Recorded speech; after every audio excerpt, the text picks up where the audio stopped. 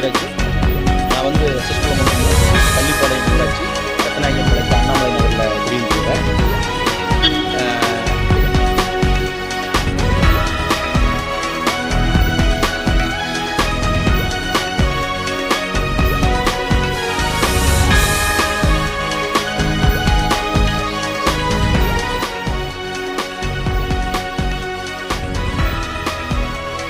மாணிக்கராஜ். நான் வந்து எஸ்எஸ்குளம் ஒன்றியம் கள்ளிப்பாளையம் ஊராட்சி ரத்னாயகம்பாளையத்தில் அண்ணாமலை நகரில் குடியிருக்கிறேன். என்னோடய பையன் வந்து சின்னவர் பிரதீப் அப்படின்னு பேர். நேஷனல் மாடலில் கடந்த 2 வருஷமாக வந்து ஹாஸ்டலில் தங்கி படிச்சுட்ருக்காரு. இப்போது 10th எக்ஸாம் நடக்கிற அன்றைக்கி, அதாவது கடந்த 11/3/2026 அன்றைக்கி, அந்த எக்ஸாம் நடக்கிற அன்றைக்கி காலையில் 8:15 மணிக்கு நேஷனல் மாடல் மெட்ரிக் பள்ளியிலிருந்து எனக்கு ஒரு ஃபோன் வந்துச்சு. அதில் உங்கள் மகன் பிரதீப் நன்றாக இருக்கிறான், ஆனால் தேர்வு எழுத வர ரொம்ப பண்ணுறான், நீங்கள் நேரில் வர முடியுமான்னு கேட்டாங்க. நான் உடனே குழந்தையிடம் போனை கொடுங்கள் என்று சொன்னேன். அதற்கு அவன் பக்கத்தில் இல்லை என்று சொன்னார்கள். நன்றாக இருக்கிறான் என்று சொல்கிறீர்கள், அவன் பொது தேர்வு எழுதட்டும், மதியம் நேரில் வருகிறேன் என்று சொன்னேன். அன்றைய தினமே மதியம் சுமார் 12:15 மணிக்கு வார்டன் பிரியா என்பவர் குழந்தைக்கு வயிற்றுப்போக்கு மற்றும் வாந்தி ஏற்பட்டு ட்ரஸ்ட் சேஞ்ச் செய்து மறுபடியும் தேர்வு எழுத அனுமதித்து இருக்கிறோம் என்று சொன்னார். நான் உடனே எனது மனைவிக்கு ஃபோன் செய்து வாடகை கார் ஏற்பாடு செய்து தேர்வு மையமான கிருஷ்ணமால் பள்ளிக்கு அனுப்பி வைத்தேன். அங்கு சென்று பார்த்தபோது குழந்தை மயக்க நிலையில் படுக்க வைத்திருப்பதாக எனது மனைவி என்னிடம் கூறினார்.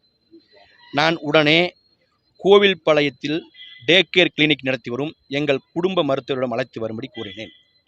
அங்கு வந்து பரிசோதனை செய்த டாக்டர் பிபி குறைவு மற்றும் அதிகமான காய்ச்சல், அதாவது வந்து உயிருக்கு ஒரு போராடக்கூடிய ஒரு சூழ்நிலை இருக்கின்ற காரணத்தினால் நீங்கள் மேல் சிகிச்சைக்காக கோவில்பாளையம் KMCH மருத்துவமனைக்கு அழைத்துச் செல்லுமாறு கூறினார். அங்கு சென்று குழந்தையை பரிசோதனை செய்த டாக்டர்கள் 2 கால்களிலும் கடுமையான இரத்த காயமும் சீல் பிடித்து இருப்பதாலும் அதிகமான காய்ச்சல், இரத்த அழுத்தம் குறைவாக இருப்பதாலும் தீவிர சிகிச்சையில், அதாவது ICUவில் வைத்துத்தான் சிகிச்சை அளிக்க வேண்டும் என்று கூறினார்கள். நானும் அதற்கு ஒப்புக்கொண்டேன். அதன் பிறகு கடந்த 14/3/2026 மதியம் சுமார் 3 மணி அளவில் 2 கால்களிலும் அறுவை சிகிச்சை செய்யப்பட்டது. அதன் பிறகு கடந்த 15/4/2026 தொடையில் இருந்து சதை எடுத்து 2 கால்களிலும் பிளாஸ்டிக் சர்ஜரி செய்யப்பட்டிருக்கின்றது. குழந்தையை விசாரணை செய்ததில் நேஷனல் மாடல் பள்ளியின் கணித ஆசிரியை புஷ்பவள்ளி என்பவர் சிக் ரூமில் படுக்க வைத்து கடுமையாக தாக்கியுள்ளார் என்ற உண்மை நிலை எங்களுக்கு தெரிய வந்தது. இது தொடர்பாக நாங்கள் பீளமேடு காவல் நிலையத்தில் தகவல் கொடுத்தோம். அவர்கள் இது 2ஆம் தேதி நடந்துன்னு சொல்கிறீங்க உங்கள் பையனை, நீங்கள் வந்து இன்றைக்கி வந்து 15ஆம் தேதி எடுக்கிறீங்க, தமாசா இருக்குன்னு சொல்லி அவங்க அந்த வழக்கை எடுத்துக்கல. அதுக்கப்புறம் 100க்கு நான் தகவல் செஞ்சு பண்ணதுக்கப்புறம் கடந்த 15ஆம் தேதி ஒரு தலைமை காவலர் வந்து பையன் கூட்ட ஸ்டேட்மெண்ட் எடுத்துகிட்டு போயிட்டு CSR தான் போடுறாங்க. CSR போட்ட தலைமை காவலர் நைட்டு 10 மணிக்கு கூப்பிட்டு FIR போட்டாச்சுன்னு சொல்கிறாரு. ஆனால் அதுக்குள்ளே என்ன நடந்துச்சு எங்களுக்கு தெரியல. FIR போடல, CSRோட தான் நிற்குது. அதுக்கப்புறம் நாங்கள் என்ன பண்ணுறோம்னா, கடந்த 25/3/2026 மாநகர காவல் ஆணையர்கிட்ட போயிட்டு இந்த மாதிரி பையன் அடிபட்டிருக்கான்னு பையனை வீல் சேரில் கூப்பிட்டு போய் அவர்கிட்ட ஒரு கம்ப்ளைண்ட்டாக கொடுக்குறோம். இன்னைக்கு வரைக்கும் எந்த ஒரு நடவடிக்கையுமே கிடையாது. கிட்டத்தட்ட 27ஆம் தேதி அன்னைக்கு தான் FIR போட்டிருக்காங்க. அதிலிருந்து எந்த நடவடிக்கையுமே கிடையாது. குழந்தை எங்களுக்கு மீண்டும் கிடைக்குமா என்கின்ற அளவுக்கு கடந்த 3 மாதமாக எங்களுடைய குடும்பம் மிகுந்த வேதனையிலும் அச்சத்திலும் இருந்து வருகிறது.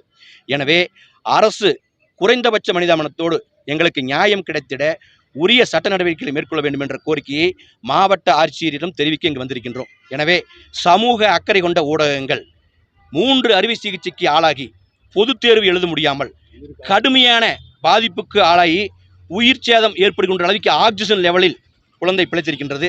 எனவே மனமுடைந்து போயிருக்கின்ற பெற்றோர்களாகி எங்களுக்கு நியாயத்தை பெற்றுத்தர வேண்டும் என்று உங்கள் அனைவரையும் பணிவன்போடு கேட்டுக்கொள்கிறேன்.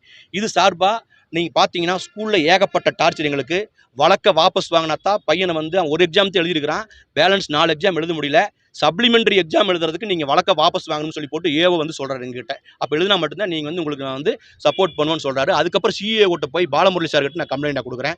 கம்ப்ளைண்ட் கொடுத்ததுக்கப்புறம் தான் எனக்கு வந்து TC கொடுக்குறாங்க. TCலையும் வந்து ஒழுக்கமாக இருக்கக்கூடிய பையன் 100% அட்டண்டன்ஸு குட்டுன்னு போடாமல் சாட்டிஸ்ஃபேக்டரின்னு போட்டு கொடுக்குறாங்க.